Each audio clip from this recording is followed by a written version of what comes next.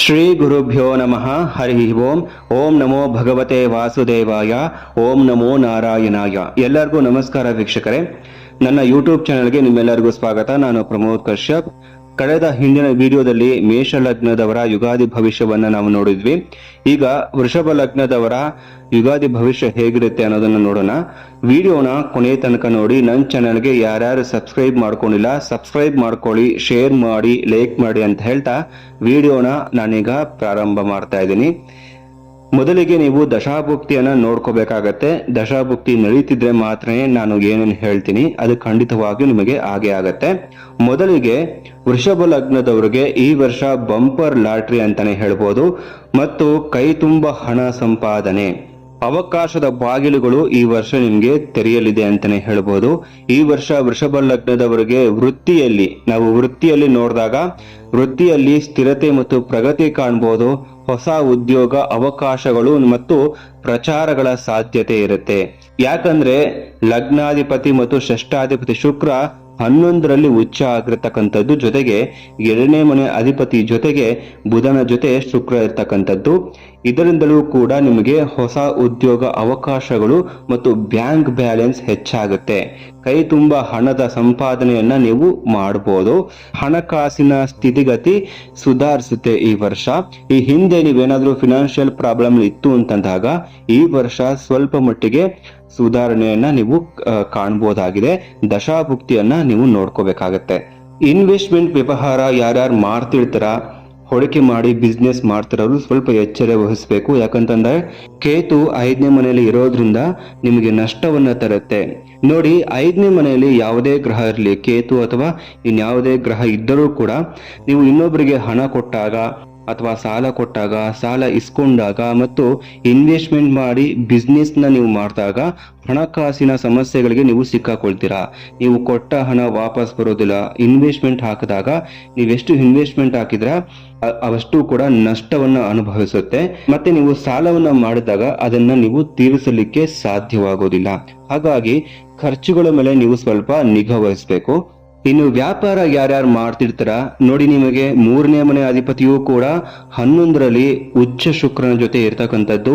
ಇದರಿಂದಲೂ ಕೂಡ ನಿಮಗೆ ವ್ಯಾಪಾರದಲ್ಲಿ ಯಾರ್ಯಾರು ತೊಡಗಿಸ್ಕೊಂಡಿರ್ತೀರ ಅವ್ರಿಗೂ ಕೂಡ ಬಂಪರ್ ಲಾಟ್ರಿ ಮತ್ತು ಕೈ ತುಂಬ ಹಣ ಸಂಪಾದನೆ ಆಗುವಂತಹ ಸಾಧ್ಯತೆ ಜಾಸ್ತಿ ಇರುತ್ತೆ. ಮಾರ್ಕೆಟಿಂಗು, ಸೇಲ್ಸು, ವ್ಯಾಪಾರ ಯಾರ್ಯಾರು ಮಾಡ್ತಿರ್ತಾರ ಈ ವರ್ಷ ನಿಮ್ಗೆ ಅದ್ಭುತ ಧನಲಾಭವನ್ನ, ಭಯಂಕರ ಅದೃಷ್ಟವನ್ನು ಕೂಡ ನೀವು ನೋಡಬಹುದಾಗಿದೆ. ವಿದ್ಯಾರ್ಥಿಗಳ ವಿದ್ಯಾಭ್ಯಾಸವನ್ನು ನೋಡಿದಾಗ 4ನೇ ಮನೆ ಅಧಿಪತಿಯೂ ಕೂಡ 11ರಲ್ಲಿ, ಸುಮಾರು 5 ಗ್ರಹಗಳು ನಿಮಗೆ 11ರಲ್ಲಿ ಇರೋದ್ರಿಂದ ಹಲವಾರು ವಿಷಯಗಳಲ್ಲಿ ವೃಷಭ ಲಗ್ನದವರಿಗೆ ಲಾಭ ಅಂತಾನೆ ಹೇಳ್ಬೋದು. ವಿದ್ಯಾರ್ಥಿಗಳಿಗೂ ವಿದ್ಯಾಭ್ಯಾಸದಲ್ಲಿ ಉತ್ತಮವಾಗಿರುತ್ತೆ, ಉತ್ತಮ ಅಂಕವನ್ನ ಪಡೀತಾರೆ, ಓದಲಿಕ್ಕೆ ಶ್ರದ್ಧೆ ಬರುತ್ತೆ ಮತ್ತು ತಾಳ್ಮೆಯೂ ಕೂಡ ಇಲ್ಲಿ ನಿಮಗೆ ತುಂಬಾ ಮುಖ್ಯವಾಗಿರುತ್ತೆ. ತಾಳ್ಮೆಯಿಂದ ನೀವು ಕೂತು ಓದಿದಾಗ ಖಂಡಿತವಾಗಿಯೂ ಉತ್ತಮ ಅಂಕವನ್ನ ವಿದ್ಯಾರ್ಥಿಗಳು ವಿದ್ಯಾಭ್ಯಾಸದಲ್ಲಿ ಪಡಿತಾರೆ. ಆದ್ರೆ 5ನೇ ಮನೆಯಲ್ಲಿ ಕೇತು ಇರೋದು ಅಷ್ಟು ಒಳ್ಳೆಯದಲ್ಲ. ವಿದ್ಯಾಭ್ಯಾಸಕ್ಕೆ ಸ್ವಲ್ಪ ಕನ್ಫ್ಯೂಷನ್ಸು, ಬುದ್ಧಿ ಪಲ್ಲಟ ಆಗುವಂತಹ ಸಾಧ್ಯತೆ ಇರುತ್ತೆ. ಅಶ್ರದ್ಧೆಯನ್ನು ಮೂಡಿಸಬಹುದು. ಕೇತು ದಶಾಭುಕ್ತಿ ನಡೀತಿದ್ದಲ್ಲಿ ಸ್ವಲ್ಪ ಎಚ್ಚರ ವಹಿಸಬೇಕು. ಮತ್ತು ಮದುವೆ ವಿಚಾರದಲ್ಲಿ ವೃಷಭ ಲಗ್ನದವರಿಗೆ ಈ ವರ್ಷ ಯಾರ್ಯಾರಿಗೆ ಮದುವೆ ಆಗಿಲ್ಲ ಅವರಿಗೆ ಕಂಕಣ ಭಾಗ್ಯ ಕೂಡಿ ಬರುತ್ತೆ. 7ನೇ ಮನೆಗೆ ಅಧಿಪತಿಯಾದ ಮಂಗಳ 2ರಲ್ಲಿ ಕೂತಿರೋದ್ರಿಂದ, ಮಿಥುನದಲ್ಲಿ ಇರೋದ್ರಿಂದ ನಿಮಗೆ ಈ ವರ್ಷ ಕಂಕಣ ಭಾಗ್ಯ ಕೂಡಿ ಬರುತ್ತೆ. ಜೊತೆಗೆ ಕೌಟುಂಬಿಕ ಜೀವನ ಅಥವಾ ಮದುವೆಯ ಜೀವನ, ಮ್ಯಾರಿಡ್ ಲೈಫ್ ಅಂತ ಬಂದಾಗ ಮ್ಯಾರಿಡ್ ಲೈಫ್ ಕೂಡ ನಿಮಗೆ ಅದ್ಭುತವಾಗಿರುತ್ತೆ. ಸಂತೋಷ ಮತ್ತು ಸಹಕಾರದ ವಾತಾವರಣ ಇರುತ್ತೆ. ಸಂಬಂಧಗಳಲ್ಲಿ ಸಮಜಾಯಿಷಿ ಮತ್ತು ಸಹನೆ ಅಗತ್ಯವಿರುತ್ತೆ. ನೀವು ಕೋಪ ಮಾಡ್ಕೊಳ್ದಿರ ಇದ್ದಲ್ಲಿ ನಿಮ್ಮ ಕುಟುಂಬದಲ್ಲಿ ಸಂತೋಷದ ಮತ್ತು ಸಹಕಾರ ವಾತಾವರಣ ಇರುತ್ತೆ. ಯಾಕಂದ್ರೆ ಕುಜ ಕೇತುವಿನ ಮೇಲೆ ದೃಷ್ಟಿಯನ್ನು ಹಾಕಿರೋದ್ರಿಂದಲೂ ಕೂಡ ಮ್ಯಾರೇಜ್ ವಿಷಯದಲ್ಲಿ ನೀವು ಸ್ವಲ್ಪ ಎಡವಟ್ ಮಾಡ್ಕೊಂಡ್ರೂ ಕೂಡ ಪಾರ್ಟ್ನರ್ನಿಂದ ನೀವು ದೂರ ಆಗುವಂತಹ ಸಾಧ್ಯತೆ ಇರುತ್ತೆ. ಹಾಗಾಗಿ ಕೋಪದ ವಿಚಾರದಲ್ಲಿ, ಮಾತಿನ ವಿಚಾರದಲ್ಲಿ ಸ್ವಲ್ಪ ನೀವು ಕುಟುಂಬದಲ್ಲೇ ಆಗ್ಬೋದು ಅಥವಾ ನಿಮ್ಮ ಒಂದು ವೈವಾಹಿಕ ಜೀವನದಲ್ಲೇ ಆಗ್ಬೋದು, ಎಚ್ಚರ ವಹಿಸಿ. ರಿಯಲ್ ಎಸ್ಟೇಟ್ ಉದ್ಯಮದಲ್ಲಿ ಯಾರ್ಯಾರು ನೀವು ತೊಡಗಿಸ್ಕೊಂಡಿರ್ತೀರ ಅವ್ರಿಗೂ ಕೂಡ ಈ ವರ್ಷ ಅತ್ಯುತ್ತಮ ಧನಲಾಭ, ಎಕ್ಸಿಲೆಂಟ್ ಆಗಿದೆ ಅಂತ ಹೇಳ್ತೀನಿ. ಯಾಕಂತಂದ್ರೆ 4ನೇ ಮನೆ ಅಧಿಪತಿಯಾದಂತಹ ಸೂರ್ಯನು ಕೂಡ 11ರಲ್ಲಿ ಇರ್ತಕ್ಕಂಥದ್ದು. ಹಾಗಾಗಿ ಈ ವರ್ಷ ಅತ್ಯುತ್ತಮ ಧನಲಾಭ, ಕೈತುಂಬ ಹಣ ಸಂಪಾದನೆಯನ್ನ ಮತ್ತು ಉತ್ತಮ ಅವಕಾಶಗಳು ನಿಮಗೆ ರಿಯಲ್ ಎಸ್ಟೇಟ್ ಉದ್ಯಮದಲ್ಲಿ ಯಾರ್ಯಾರು ಇರ್ತೀರಾ ಅವ್ರಿಗೆ ಹುಡ್ಕೊಂಡು ಬರುತ್ತೆ ಅಂತಾನೆ ಹೇಳ್ಬೋದು. ಇನ್ನು ಆರೋಗ್ಯದ ವಿಚಾರದಲ್ಲಿ ಬಂದಾಗ 6ನೇ ಮನೆ ಅಧಿಪತಿ ಶುಕ್ರ 11ರಲ್ಲಿ ಉಚ್ಚ ಆಗಿರತಕ್ಕಂಥದ್ದು. ಈ ಹಿಂದೆ ಏನಾದ್ರೂ ಅನಾರೋಗ್ಯ ಪರಿಸ್ಥಿತಿಯಲ್ಲಿ ನೀವಿತ್ತು ಅಂತಂದಾಗ ಈಗ ಅದು ಸ್ವಲ್ಪ ಮಟ್ಟಿಗೆ ಗುಣಮುಖವಾಗುವಂತಹ ಸಾಧ್ಯತೆ ಇರುತ್ತೆ. ನೋಡಿ, ಈ ವರ್ಷ ನಿಮಗೆ ಎಲ್ಲೂ ಕೂಡ ಗಂಭೀರ ಸಮಸ್ಯೆ ತೋರಿಸ್ತಾ ಇಲ್ಲ ಗ್ರಹಗತಿಗಳು. ಆರೋಗ್ಯದಲ್ಲಿ ಸಾಮಾನ್ಯ ಸ್ಥಿತಿ ಇರುತ್ತೆ. ಆದ್ರೆ ನೀವು ಸ್ವಲ್ಪ ತಿನ್ನುವ ಆಹಾರದಲ್ಲಿ ಮತ್ತು ಜೀವನ ಶೈಲಿಯಲ್ಲಿ ನೀವು ಸ್ವಲ್ಪ ಕರೆಕ್ಷನ್ ಅನ್ನ ಮಾಡಿಕೊಂಡು ಸ್ವಲ್ಪ ಎಚ್ಚರಿಕೆಯನ್ನ ನೀವು ತಗೋಬೇಕಾಗತ್ತೆ.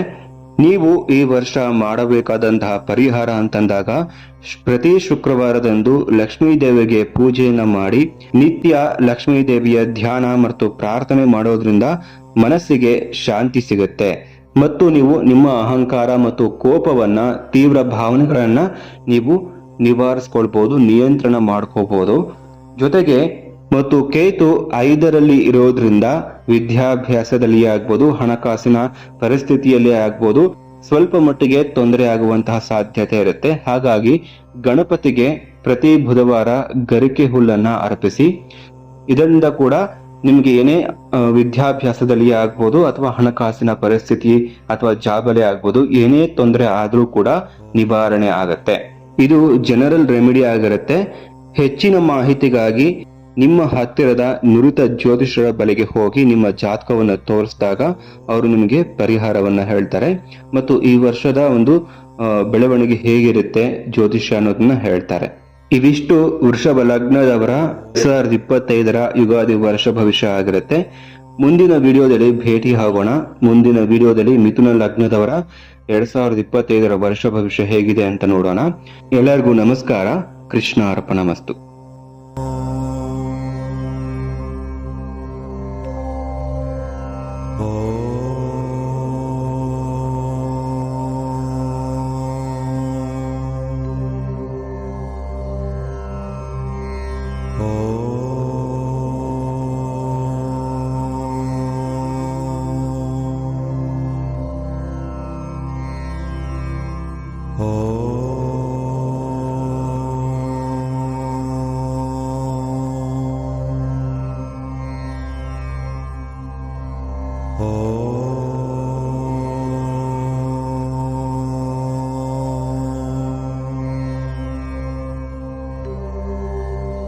Oh